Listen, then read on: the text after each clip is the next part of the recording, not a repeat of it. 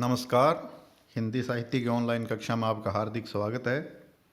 आज हम BA first year Hindi साहित्य के लिए अलंकारों का अध्ययन कर रहे हैं और अलंकारों के क्रम में आज हम अध्ययन करेंगे रूपक अलंकार का।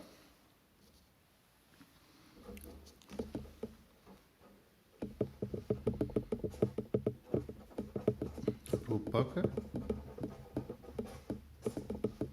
अलंकार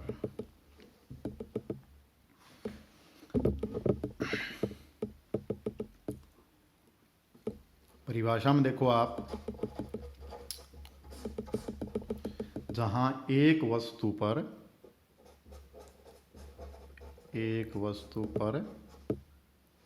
दूसरी वस्तु का आरोप किया जाए, दूसरी वस्तु का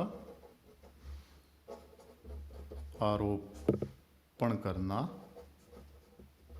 ही रूपक अलंकार है। परिभाषा लिखनी चाहते हो तो लिख सकते हो, जहां एक वस्तु पर दूसरी वस्तु का आरोप किया जाए अर्थात एक वस्तु को दूसरी वस्तु मान लिया जाए, वहां रूपक अलंकार होता है। दूसरे शब्दों में अपने कह सकते हैं, जब उपमान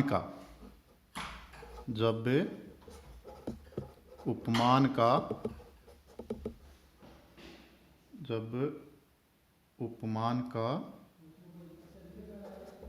उपमेय में अभेद आरोपण किया जाए। ठीक है, उदाहरण से ये बात और स्पष्ट हो जाएगी। जैसे मुख कमल है, तो यहाँ क्या है? मुख क्या है? उपमेय। और ये क्या है? कमल, उपमान। तो मुख को क्या मान लिया? कमल मान लिया। अर्थात उपमान का किस पर आरोप हो गया? उपमेय पर। अर्थात ये मुख है, मुख के ऊपर किसका आरोप कर दिया? कमल का आरोप कर दिया। अर्थात मुख को क्या मान लिया? कमल ही मान लिया। अगला उदाहरण देखो आप, सीता चंद्रमुखी है, अर्थात सीता का मुख चंद्रमा है। मतलब मुख की जो सुंदरता है वो चंद्रमा के समान है। तो मुख पर किसका आरोप हो गया? चंद्रमा का आरोप हो गया। तो यहाँ पर कौन सा अलंकार है? रूपक अलंकार है। और रूपक अलंकार कितने प्रकार के होते हैं? ये दो प्रकार के होते हैं।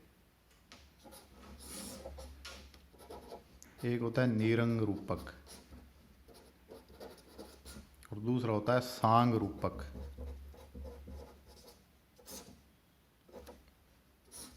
ठीक है, निरंग रूपक अलंकार, जहां उपमान का अभेद आरोप उसके अंगों का उल्लेख किए बिना ही उपमेय पर हो।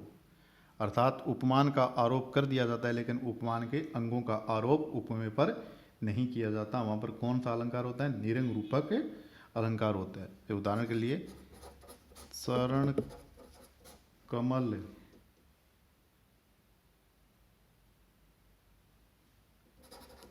मृदुल मंजू तिहारे। तो यहाँ पर कमल की जो मृदुलता है और मंजू सुंदरता है, ठीक है, उनका आरोप चरणों पर किया गया है।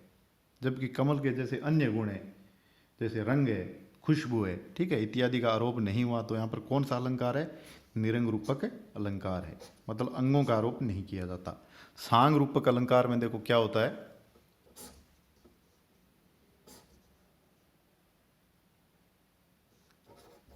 से प्लस अंग, मतलब अंगों सहित रूपक। तो सांग रूप में क्या होता है? उपमान के अंगों का भी आरोप उपमेय के अंगों पर किया जाता है। इसकी परिभाषा हो गई, जहां अंगों सहित उपमान का उपमेय में अभेद आरोप किया जाए वहां सांग रूपक अलंकार होता है। इसका एक उदाहरण है,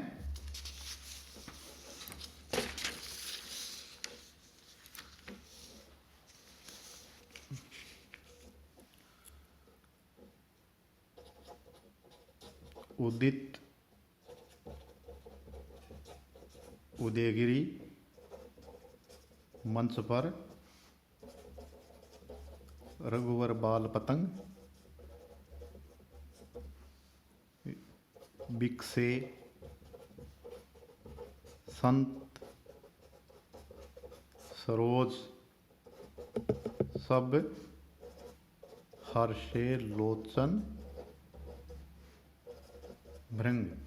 तो यहाँ पर देखो उपमेय क्या है, मंच, मंच को क्या मान लिया, उद्याचल पर्वत, और रघुवर को क्या माना है, सूर्य। संत को मान लिया संत रूपी कमल, और लोचन को क्या माना है, भ्रमर। ठीक है, तो इसका क्या अर्थ हुआ, मंच रूपी उद्याचल पर राम रूपी बाल सूर्य के आने से संत रूपी कमल खिल गए और नेत्र रूपी भ्रमर हर्षित हो गए। तो यहाँ पर जितने भी उपमान के अंग थे उनका उपमेय पर आरोप हो गया। तो यहाँ पर सांग रूपक अलंकार है। इसी क्रम में अगला अलंकार है उत्प्रेक्षा।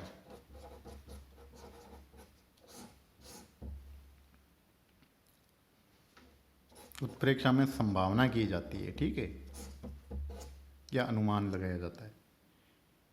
परिभाषा लिखो इसकी, जहां उपमेय में कल्पित उपमान अर्थात अप्रस्तुत की संभावना की जाती है वहां उत्प्रेक्षा अलंकार होता है। उपमेय में किसकी संभावना की जाती है, उपमान की, और इसके वाचक शब्द है, जोड़ने वाले शब्द वो होते हैं मानो, मानुहु, मनुहु, ज्यों, जानो, जनु। उदाहरण देखो आप इसका, नेत्र मानो कमल है। नेत्रों की तुलना किससे की गई है, कमल से, मतलब नेत्रों में उपमान की संभावना की गई है जबकि वो है नहीं। इसका अर्थ यह हो गया कि नेत्र वास्तव में कमल नहीं है, परंतु संभावना कर ली गई है कि वो कमल के समान सुंदर है।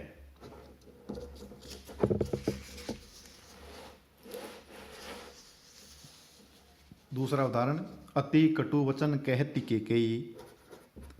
अति कटु वचन कहती केकई मानुहु लोन जरे पर दी।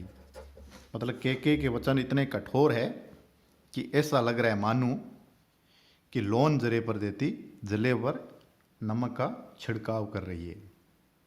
अर्थात जले हुए पर जब नमक का छिड़काव करते हैं तो कितनी पीड़ा होती है, उतनी ही पीड़ा कई के कठोर वचनों से हो रही है। तो यहाँ पर कौन सा अलंकार है, उपमा अलंकार है।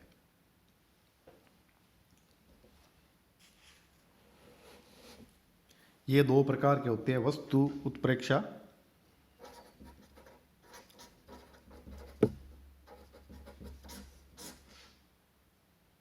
वस्तु उत्प्रेक्षा जब एक वस्तु में दूसरी वस्तु की संभावना की जाती है या उसे दूसरी वस्तु मान लिया जाता है। तो उदाहरण के लिए, सोहत ओढ़े पीत पर श्याम सलोने गात, मनो नीलमणि शेल पर आतप प्रियो प्रकाश। तो यहाँ पर उपमेय क्या हो गया, कृष्ण का पीताम्बर, और उपमान हो गया नीलमणि पर्वत पर धूप का सौंदर्य। और दूसरा होता है हेतु उत्प्रेक्षा, जो हेतु नहीं है उसे हेतु मानकर उत्प्रेक्षा करना। जैसे पीयूष कहू संदेशड़ा, हे भोरा हे काग, सो धनी विरह जरी मुई, ते ही धुआ हम लाग। मतलब जो हेतु नहीं है उसे हेतु मानकर उत्प्रेक्षा कर ली गई है। यहाँ नागमती के विरह का वर्णन है। पीयूषु संदेशड़ा, पीयूषु कहु संदेशड़ा, हे भोरा हे काक, हे भरमर हे कौए, आप अपने पीयू से ये संदेश कहना, सो धनी विरह जरी मुरी, तेहिक धुआ हम लाग। मतलब नागमती विरह में इतनी जल गई है कि उसके धुएं से हमारा रंग काला हो गया है। लेकिन वास्तव में ऐसा नहीं होता, लेकिन हेतुत्प्रेक्षा अलंकार में जो हेतु नहीं है उसे हेतु मानकर उत्प्रेक्षा या संभावना कर ली गई है। तो यहाँ पर कौन सा अलंकार है? हेतु प्रेक्षा। दूसरा, तीसरा है फलोत्प्रेक्षा। फल में फल यानी उद्देश्य की संभावना की जाती है, अर्थात जो फल नहीं होता उसको फल या उद्देश्य मान लिया जाता है। तो वहाँ पर क्या होता है? फलोत्प्रेक्षा अलंकार होता है। कुल मिलाकर उत्प्रेक्षा अलंकार 3 प्रकार का होता है: वस्तुत्प्रेक्षा अलंकार, हेतुत्प्रेक्षा अलंकार और फलोत्प्रेक्षा अलंकार। एग्जाम में आपको इसके तीनों कारण देने पड़ेगी। आज के लिए इतना ही। धन्यवाद।